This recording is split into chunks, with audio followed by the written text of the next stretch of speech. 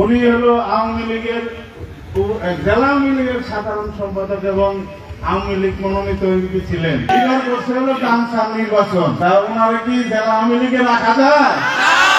সখীপুরে নির্বাচনের মনোনয়ন ঘোষণার পরে উনি ঢুকে নাই, আশা করি আর উনি ঢুকতে পারবে না। আজ মহান মে দিবস,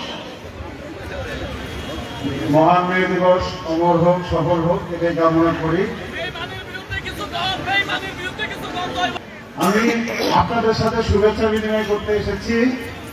আমি কারোর বিরুদ্ধে কিছু বলতে চাই না, শুভেচ্ছা বিনিময়ে বলতে চাই না।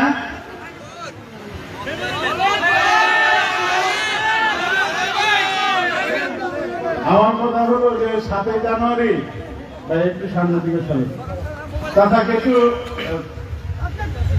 2 মিনিট 1 মিনিট।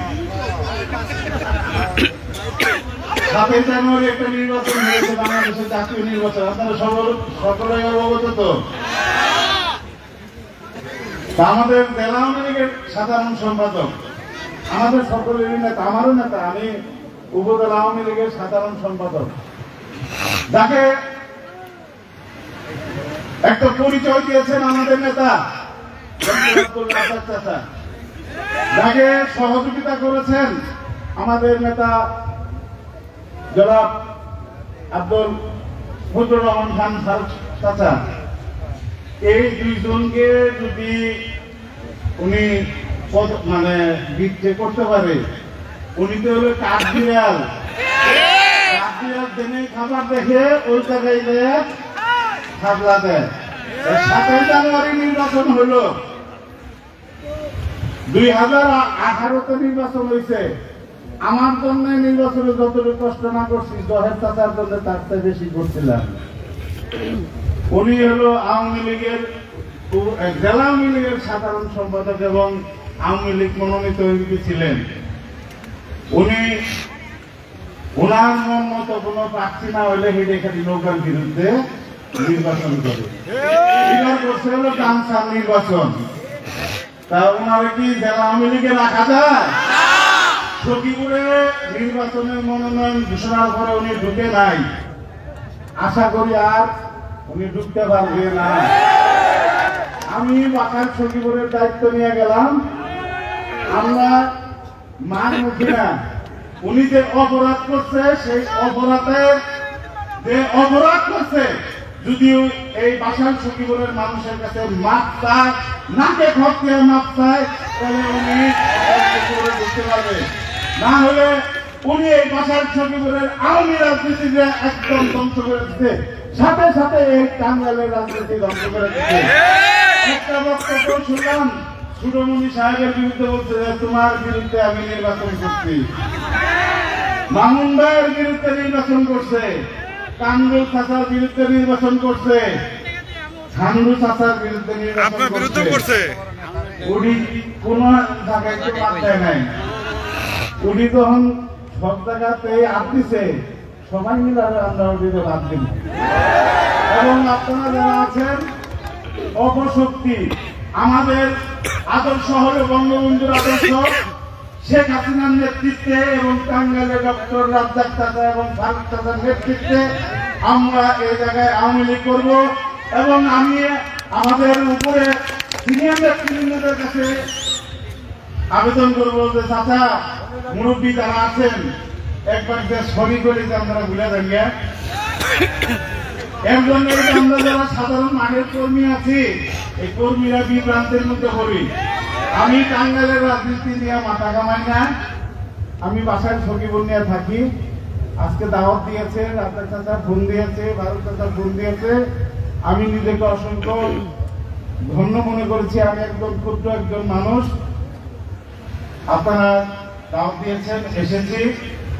এবং ভালো কাজে, যে কোনো কাজে আমাকে পাবেন। এবং আওয়ামী লীগকে পুরস্কৃত করার জন্য, ধ্বংস করার জন্য লেগেছে। আমার প্রতিবাদ জন্ম যখন হয়েছে, মৃত্যু অবদানিত একজনের কাছে একটা হাত কলম ছিলাম, হাত কলটা শেষ দিন। একজনেরা বলছিল মানে বিমানে উঠতে খুব ডরাই, তা বলতেছে উনি হলো বিমানের হলো পাইলট, এখন হলো বিমান বাহিনীর সেকেন্ড ম্যান। তা বলতেছে ভাই আজরাইল কি ঘুষ খায়? আমি বললাম না। পাশার ধরে পাবেন বললাম না।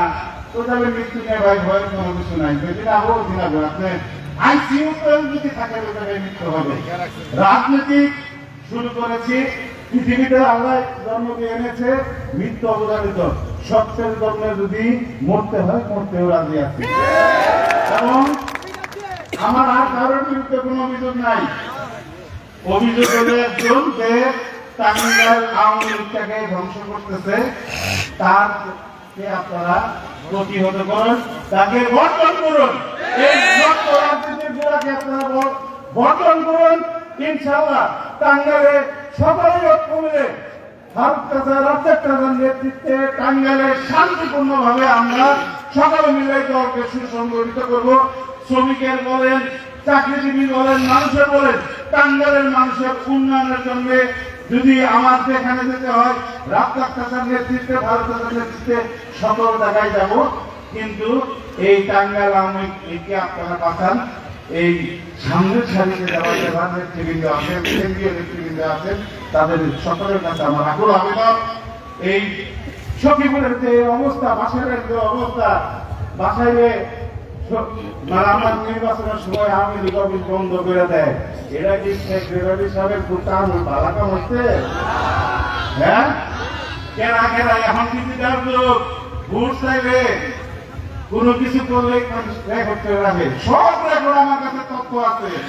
আমি এখন পর্যন্ত আমার কাকপুর নামে, আমার সখীপুরের কাকপুর নামে কিন্তু কারোর কাছে কোনো বিচার দেই নাই। সব নেত্রীর পর্যন্ত কোনো বিচার দেওয়া হয় নাই।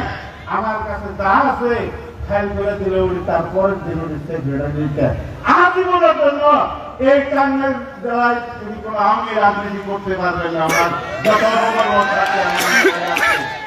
কিছুদিন আগে সখীপুরে শুনলাম, আমি জানিও না, পার্টি করে তার বাইক না জমাচ্ছে। আবার বললাম এই যে দ্রুত বিচারে, আরে ভাই যার নামে দিচ্ছেন তারাই তো আপনার নির্বাচন করে দিচ্ছে। আপনি যখন করটিয়ায় রাজনীতি করতেন তারাই তো আপনাকে নেতা বানাইছে। আপনি যে শালিতে খান সেই শালিতে হলো পুরা করেন। আমি চাচার প্রতি অনুরোধ করবো যে এখনো সময় আছে। রাজ্জাক চাচা সেখানে আপনাকে নেতা বানিয়েছে, তার নেতৃত্বে ক্ষমা, সকলের সামনে ক্ষমা চেয়ে না অরিজিনাল আওয়ামী লীগের রাজনীতিতে আসুন। আল্লাহর কাছে ক্ষমা চান, আওয়ামী লীগের কাছে ক্ষমা চান, তাহলে আপনি আওয়ামী লীগ করতে পারবেন না। আপনি আওয়ামী লীগ করেন এরা মানি না। আপনি সব জায়গায় হলো নৌকার বিরুদ্ধে করছেন, আপনি আওয়ামী লীগের সেক্রেটারি না, এটা ঘোষণা করে। আর মুক্তিযোদ্ধা নিয়ে আমি সখীপুরে একটা বক্তব্য দিয়েছি যে 16 সালের পরে যারা মুক্তিযোদ্ধা আছে কিছু আমার সন্দেহ আছে। আপনার কোন জায়গায় মুক্তিযুদ্ধ করেছেন সেই স্পটটা যদি আপনি টাঙ্গাইলের কোন সভায় বা প্রেস কনফারেন্স করে আর কোন জায়গায় যদি বলেন আপনি কোন জায়গায় আপনি যুদ্ধ করেছেন, ওই মাস্টার সাহেব আছে, তারে বিপদে ভালো সাইন নিয়েছিলেন, সাক্ষী নিয়েছিলেন। উনি সখীপুর কয় টাকা লাইবেন যাবে উনি যুদ্ধ করছে। আমরা যারা শুনেছি যে চাইনিজের দিয়ে হয়তো যুদ্ধ করছে, চীনের দিয়ে যুদ্ধ করছে, আর উনি হলো টাকা লাইবেছে। তারা লাইবে কারোর কাছে থাকতো, টাকার যুগ আছে। আপনারা সকলে ভালো থাকবেন। সকলকে মহান মে দিবসের শুভেচ্ছা জানিয়ে এবং আমাকে দাওয়াত করেছেন, সকলকে দাওয়াত জানিয়ে টাঙ্গাইল শ্রমিক ফেডারেশনকে ধন্যবাদ জানিয়ে আমার বক্তব্য এখানে শেষ করছি। আল্লাহ হাফেজ। জয় বাংলা, জয় বঙ্গবন্ধু। আসসালামু আলাইকুম।